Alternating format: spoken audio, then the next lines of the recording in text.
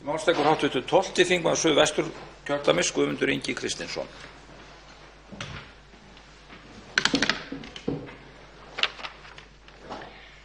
Virðingarvert forseti, þá ætla ég að ræða málefni hugarafls. Ég stóð fyrir utan velferðarráðuneytið síðastliðinn þriðjudag í þögn með 200 manns vegna málefni hugarafls. Það er einn sálfræðingur á öllu höfuðborgarsvæðinu og hann hefur ekki undan.